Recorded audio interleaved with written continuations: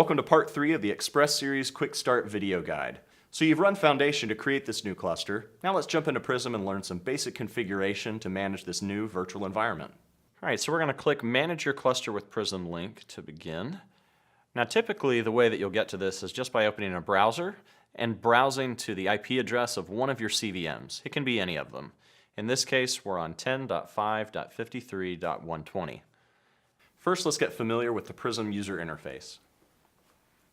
First, take a look at the top navigation bar. From left to right, we have the cluster name, the main menu, the cluster health status icon, the progress bar, search, help, configuration, and profile. The Prism UI team put a lot of thought into this, so there are many little design touches that make Prism a pleasure to use.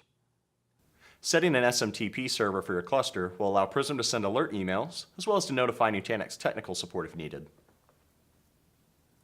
To configure an SMTP server entry, do the following.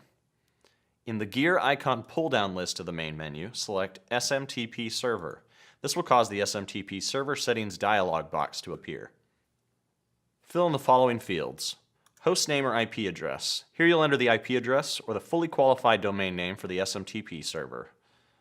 For the port, you'll enter the port number that you want to use. The standard SMTP port is number 25. The security mode, you'll click this drop-down list. The options are None, Start TLS, and SSL. If you use a security mode, you'll have to enter in a username and a password.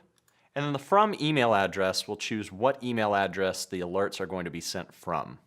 Once you've filled in all this information, you can click the Save button. Email notification of alerts is set up by default to send email alerts to Nutanix technical support. We can customize the list of recipients as well as disable it. Let's go ahead and customize it now. In the Alerts dashboard, click the Alert Email Configuration button. In the Settings tab, select the Email Every Alert box to send an email whenever an event occurs. The Email Daily Digest box will send a cumulative list of alerts once a day, covering a 24-hour period.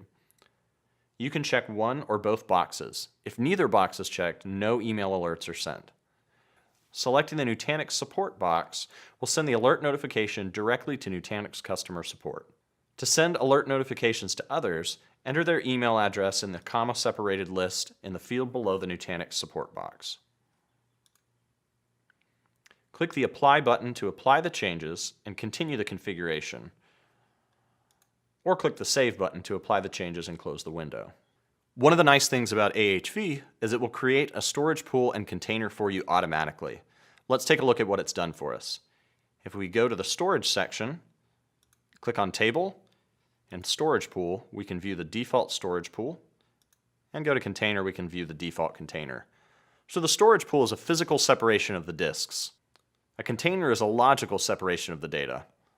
Generally, we recommend running one storage pool for an entire cluster. If you needed to create multiple containers, you can do so by clicking on the Plus Container button. And give your container a name. I'm going to name mine CTR1. With the advanced settings, you can adjust the size. And then once you're done, click Save. So as you can see, Prism was designed to be a pretty intuitive tool.